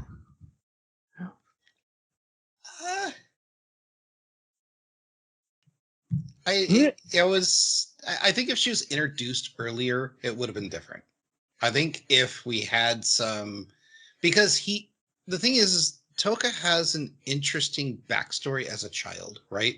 Mhm. Like his dad greedily goes to the battlefield. He loses both his parents, and now he has to survive getting off the battlefield and getting back home. But this is an interesting backstory, and I think if Ethel was introduced earlier, and then we got to know that, she's not a good person at heart, but she had a soft spot for this kid, and then we get introduced. Then we see her here working with the demons. I think that might have worked a little better, but her coming out of nowhere to be this like shoehorned explanation for why Toka's so good at the things he is felt a little awkward. But her as a character, she was fine. She was just another side character in my opinion. I didn't have as much of a problem with him having some kind of experiences that justified why he's good at traps, or even the dagger fighting later. That one maybe mildly. I was like, oh no, he's going to become more generic. But this one didn't. For me, the traps weren't as much of an issue. Him having a teacher that taught him all of those things. I thought it was a good way to explain how he made it back home okay. Because that would be a crazy thing from that war zone. To do it all by yourself at his age, because he would have been like, what, 14 at the time? And I was kind of wondering what they were going to do when they were talking about his dad being a no-name mercenary earlier on. I was like, oh, okay, so his dad is clearly powerful, and we just don't know it, and he's inherited some kind of, that's why he's the new hero, and all that's going to come. And maybe it still will, because I don't remember there being anything 100% concrete that his dad is dead. His mom is for sure, but I think his dad just disappeared. And is assumed to be dead by him. And so I still kind of wonder if he's going to show up. And so I didn't mind that Ethel was there for that reason. And it came as a surprise to me when he suddenly bowed to her in the fog, and the exchanges that happened were entertaining for the most part. I do have to admit that like when he basically when he said, yeah, now I've defeated you, so you have to do what I say, basically. And then he tells her to get on her knees and like say she's sorry naked or something like that. I was like, it didn't really go there. Okay, they did. they did. They went there. Okay. 100% unnecessary. Yeah. I was thinking the same thing. I was like, that one didn't land for me. I think they could have done so much with that. Just the concept that she owed him because of loss, like there was some kind of a honor among thieves situation there, that could have played into something interesting instead of just this etchy moment. And so that I was kind of disappointed with. But as a character, I found her entertaining and interesting, especially because I wasn't 100% sure that she was on their team until like quite a bit later. There's even a moment where she does something that makes it look like she switched teams, and I genuinely considered this could be part of the plan, or she could have actually switched teams. I'm not 100% sure. And that was nice, because that means that she was written well enough that I wasn't, already completely confident and ahead of the story. So I thought they did a pretty good job for the most part with her. The only thing I really found interesting about her is her connection to the larger story of where they're like, why are you helping the demons? And she's like, go to the gates of hell and you'll find out. That's true. And that's a really tantalizing lore bit. And, we, find out later, like, hey, we're not the real villains here and stuff. But this is our first bit of, I'm not working with the bad guys. You are. and that's cool. And then she ends up helping them because she knows that they're not evil. And maybe the guy she is working with aren't doing things the best way, because Diego has gone totally off the rails. And the other guy, like he says, death just doesn't bother us. So it's not really like a morally bad thing to us like it is to everybody else. So that, and her, we don't have to do things ethically anymore. You can break into places, and that was kind of fun. Also, because she's an adult woman, the jokes about her body, and then she beats the hell out of anyone who does that. That works Yeah. for me a lot better than the 16-year-old girls who are going through it. So, I liked having her in the story, I guess. So they convince Ethel to join them, basically force her to join them. And so she takes them, using her demons that she has control of, she takes them to someone who can repair the magic carriage. A car mechanic, if you will. Yes. And they break into his place, and it's actually Shion's grandfather. There's a great joke here. This is another one of the best jokes in the whole series, where he's very, very nearly blind and is pouring tea on everyone's head as he's talking to them, thinking he's filling their cups and explaining how he's blind and that he is Shion's grandfather. And they show Henri as it's almost her turn, and she's like freaking out, like, "Oh my god, he's gonna pour it on me!" And he does. But there's just everyone else is just like surprised by it, but she has to see it coming and just has to wait for it to be her turn. Her face was very good. That was a very Konosuba moment that I very much enjoyed. They never call it out. No one says a word about it. It's just Henri like, no, ah! Very, very funny. I like that one. So Marguerite offers to read books and learn how to repair it as well, so she can join them. So she needs like 3 hours, I think she said. Something like that. Anyway, so meanwhile, Toka decides he's going to go off and spend some alone time with his luscious thighs. But he's first attacked by Millie, who wants to spar, but she's just doing it to test him, and she does the classic, like, you've got to be strong. And she reveals that she knew that 3 years ago he is really the one who he had known her and Yuna were being attacked and had set traps to slow down the demons so that Shion would have time to get to them to save them. So he had been very active during that time, to the point where he had to be carried by Ethel afterwards to protect them. And Millie has been aware of this the whole time, but Yuna was not. Millie leaves. And then right when he finally gets to have some alone time with his thighs, he's attacked by a dream demon who touches his forehead and puts him into a dream. And in this dream, basically this is hey, we're going to go through all my flashbacks and memories and get my backstory. So but he spends it like, first he's like being extra pervy. Hey, if I get to relive my childhood, I'm going to do things right. But no one's reacting to it, which makes it very not fun for him. And then he realizes, okay, none of this is real. And then he finds Yuna's spirit, who's naked, because he was in her body. They're both there in this dream state. But we start off with, like, we see his father hitting him, and so he was being abused by his father. Yuna befriended him. Then they keep going forward in time.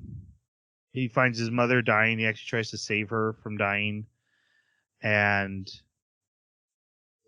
then we see him. Yuna admits she's been able to see everything, so she heard what Millie said about 3 years ago, so now she knows the truth. And they keep going forward. Oh, there's a great part where he gets when they met Shion in the village, and Shion's just smacked away by the demon. And they never said it in the English dub, but my interpretation is because he looks down on Shion as an idiot.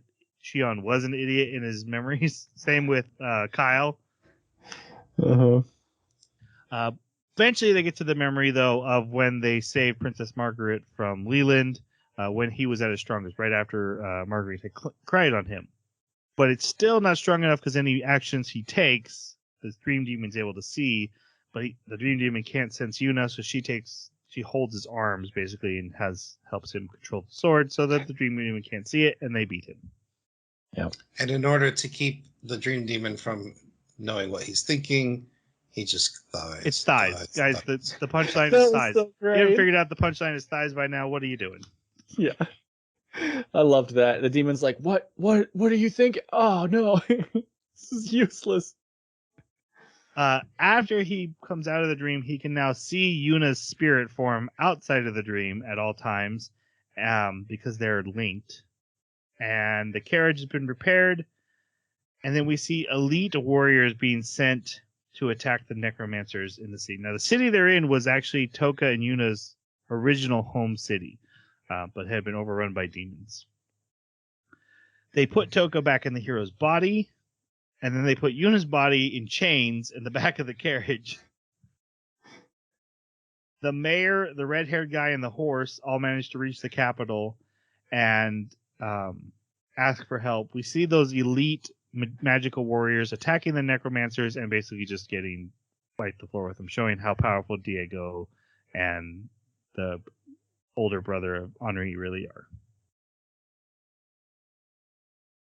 Oh, so when the mayor asked the king for help, they're like, okay, well, yeah, we have a guy, and it's Kyle, who's still naked. Yes. But yeah, they enlist him to go, and he's like, yeah, that I'll go help the hero. Wink, wink, hint, hint. They trick Ethel, or he tricks Ethel into joining them again because she had paid off her debt for being beaten, but now she's going to go help them. They go to the enemy city. Diego surrounds them with forces, and Ethel stabs Toka right in the head, kills him. And she's like, see, I was on your team the whole time. But we find out, hey, Toka wasn't in there. Right at the last second, Henri pulled him out and put him in his own body. This is all a plan to fake him out. And they've gone underground through the sewer. Toka and Henri comes with, and Yuna's spirit. And they come across these two weak demons who are like, hey, what's going on over here? So they take over their bodies, go inside as these demons, and they see demons attacking a group of female adventurers. And so Henri tries to convince him to stop, and they're like, shut up, white-faced demon. You don't get to say anything. You're weak. So Toka wraps a red bandana around his demon face, and he's like, hey, guys, I'm a traveling, very powerful red-faced demon. Don't kill humans. Make them naked. And the other demons are like, yeah, that's awesome. But with stockings. Well, with stockings, yes, that's right. Yep. And then these two demons are like, hey, thank you for finally saying something. You know, this whole torturing and mauling humans, that's not our thing. They're our food source, but like, we don't like hurting them. Can you go talk to our queen, who, by the way, is the lady with the zombie virus? So that's who they're trying to find. And he's like, yes, I will go to your queen. And then he goes to the queen. And also when he's in the demon voice, in English, he has this voice. Hi, everybody. My name is Red-Faced Demon, and I've come to travel with you and bring good tidings. Oh, that's awesome. So he convinces the queen that he's on her side and that they should do a human greeting where you touch each other's foreheads because he casts a sleep spell on her. And then he goes on this rant of like, because she's like, I have this dream of like just not living in hell, and you know we'll have to kill half the human race and then eat the other half. But it, you know, just so demons can be free. And he's like, well, you're never gonna get your dream. Ha ha ha. I'm gonna kill you while you're asleep. Yeah. And he's saying it to the two demons who asked them to talk to the queen. And Yuna's like, are we the baddies? That was a great line. No. Yep. But then Diego comes and absorbs the queen, so now he's the virus thing. You have to defeat him to free the zombie. I also didn't mention Diego's like, hey, in 3 days, everyone who with the zombie turns into a demon. Mm-hmm. So they are on a time limit, and the title cards keep saying, hey, we have this long till Yuna transforms. So he also Harry's brother? Yeah, Henri's brother. That's her name. Henri's brother shows up, and then Diego shows up. And Henri's like, hey, big brother. And he's like, why are you helping the humans? He's like, well, I promised to help the humans. He's like, well, don't. She's like, well, don't be evil. He's like, I'm not being evil. I'm just trying to replace their king because they hate us. And they're like, and Toka's like, that actually makes a lot of sense, but you're doing it in a horrible way. And he's like, yeah, well, I don't care because I'm a necromancer and I don't really care about death. But then Diego comes and is like, hey, we just got to kill everybody. Toka's lost the sacred sword. So he's like, hey, I challenge you to a one-on-one duel, and you give me back the sword. Diego's like, or the older brother's like, that's dumb. He's not going to do that. Diego's like, I like it. I'm going to do it.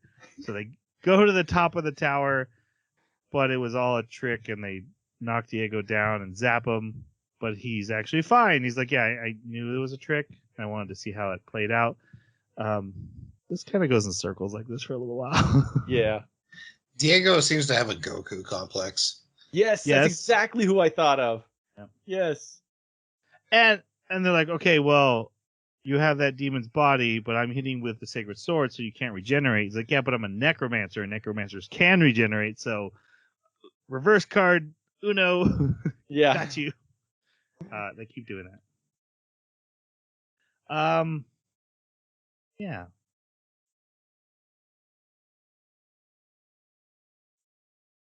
They keep fighting. Toka and Yuna team up so that they're able to use the sacred sword in a bunch of different prong attacks because he has portals to stop them, shield portals. But with Yuna, he can get in sneak hits. But it's a attrition battle of mana, which he loses. Yeah. So he keeps drinking potions. And then Performance eventually, enhancing potions. right. But he goes, Yes. he drinks too many and he passes out. But don't worry, it's the red-haired, spear wielding guy shows up on the tallest tower, looking full on dragoon. He goes, "I am here." It's possible they can't hear me because he is like thousands of feet up in the air, stuck on this tower. So good. It's the hardest I laughed. And seriously, such a good joke. How did he climb up there? But then Kyle shows up, and this is where Kyle's title card changes. Basically, it got Yeah. and he's like, "Hey, I don't want to fight you. I'm just here to wait for Toko to wake up, and then I'm gonna take his body." And Diego's like, "No, I want to fight. I'm here to fight." So he keeps attacking Kyle, and Kyle's like chopping him up, like, "No, dude, what are you doing? This is dumb." And then he hits him with a big beam, and of course, Kyle loses all his clothes. Yeah, he's naked. Because he's like, again. I blocked it perfectly, but he's naked. Yep. Then we see Toka is inside the sword. It looks like heaven, but Shion shows up, and then he starts running away from Shion because he assumes he murdered him. And Shion's like, "No, dude, thank you for taking on the burden of the hero and going forward. I feel like we're friends. I've been in the sword the whole time, watching you." This felt like a very parasocial thing for him to say.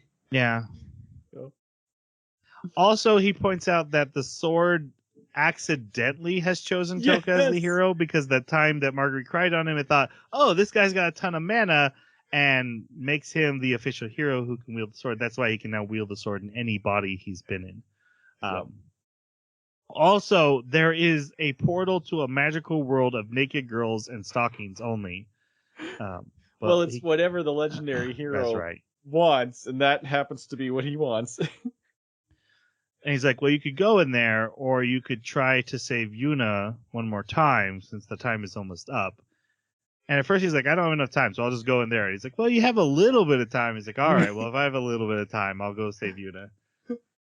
So then he comes out, and he starts fighting, and then he's in Shion's body, and Toka's body starts moving, and everyone realizes Shion's in it.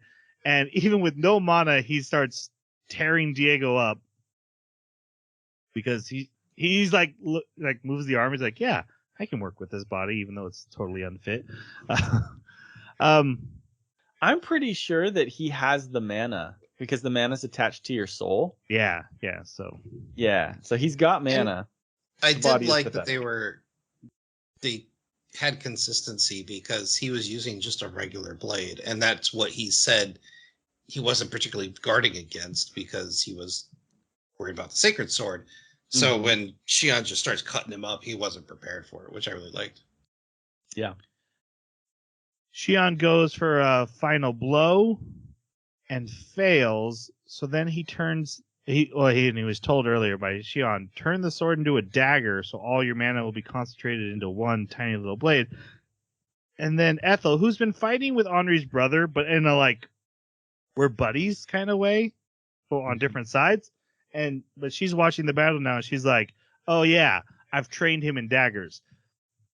Now he'll be able to dodge everything." Yeah. That one I agree. Especially because we had like Marguerite training him and stuff, and he never once said like, "No, like I've been fully trained in daggers. I'm actually a great fighter." And he never even tried to imagine the sword as being a dagger, which if you were trained in daggers and you could make your sword anything you want, why wouldn't you? Anyway, he dagger strikes him, defeats Diego, sorry, I'm rushing, but Diego's in a demon general's body, and it goes back to his body, which is paralyzed In the forest. because he threw his little mini coffin into the forest so no one could find it. But all those low-level demons who he's been abusing, because he loves abusing demons, find him, and all these little weaklings tear him apart. And he's like, this is the stupidest way to die. Yes. The battle's over. We get a scene. It kind of jumps forward a little bit, and you get a scene of like the mayor celebrating, and he's offering Toka all these women while he's gonna go get his prize he was promised, which is Marguerite being naked in stockings. And she's like, Eric, my tutor, saved me. And Eric's like, no, I also want to see it. Yeah. Yeah. Which is a major departure from her tutor's previous behavior. Right. Like, he's been very protective of her, so it didn't really fit his character. Yeah. Yuna sees Toka with the other girls and grabs him, takes him to the room. And she had made a promise that when she thought he was dead, that she'd let him be with her thighs. And he's like, she's like, well, okay, I'm going to give you that promise. 100 strokes. Basically, they're going to do it. Yeah. And then he's like, wait, Shion's in the sacred sword, and he's right here, so I got to get rid of him. So he throws the sacred sword out the window, and she's so embarrassed that Shion saw her like that she runs out. And then it shows Shion, who was watching from the sword with a bloody nose, like, I was only taking a peek. Something like that. Then the girls all bathe and bond, and Marguerite's like, we're love rivals now. And then we jump back to Shion before he gave up the body, went back in the sword, saying, hey, you got to go get trained in how to get your mana bigger. And Kyle, quit being a villain. Bad Kyle. But you and the mage from the other party are going to take him to person who's going to train him. And that's the ending. So Kyle's on his team now. Kyle's good, I guess. Sort of. I did. I missed the scene where Kyle arrived, and he's like, I'm a good guy now. And Honor's like, yay! And Yuna's like, he just said he was going to kill Toka, like literally 5 seconds ago. All right. We're at the ending now. Any thoughts on this ending? Let's go to final reviews. Jeremy, your pick. What'd you think? I was going to give it a lower score, but I've really laughed a lot, and I'm finding that I enjoyed it a lot more than I thought I did. So in the end, I got to give it a 4. Yeah, it was good. I think I would probably watch a second season, as long as they don't get generic. If they go generic, I would be very disappointed. But yeah, this is worth a watch. All right, Jason? The story is pretty mid, but the jokes are great. I don't like... The ecchi didn't work for me. And so, like, I want to... Like, my instinct is to give it a 2. But I'm going to go with a 3 just because of how much I laughed. I didn't think I... And also, like, which one was it? It was the Loosh thighs. I hated that joke, and I was angry at myself for laughing as hard as I did at it. So, yeah, 3 for me. I'm still gonna go at 2. It's a high 2.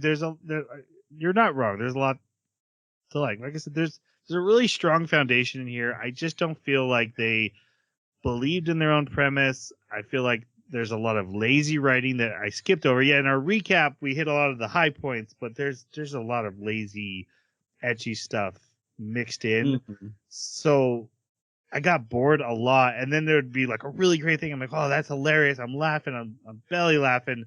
And then, okay, there's another naked girl and thighs. Yeah, thighs. I got the thigh joke. Thank you. Thigh pun. That was good. I like that. That was my experience. So a high 2, but it's not something I have any interest in keep watching. Just a 2 for me. All right, that wraps up The Legendary Hero is Dead. But next time, we'll be discussing the anime Pluto. Again, this is a longer anime than usual. Only 8 episodes, but they're hour long. But that is our next topic. If you have thoughts on this anime, Legendary Heroes Dead, or any other anime we watch, please feel free to reach out to us on our Twitter at Baka Podcast, our email, theanimebakaclub.com, hit the contact us button, or leave a comment wherever you found this podcast. It is likely getting back to us. If you haven't heard a response, that's most likely because I'm too lazy. I apologize. It's been a really busy week. But keep sending response. I caught up. I caught up on the responses, I think. I think we're all good. Thank you for those who send comments. We really appreciate it.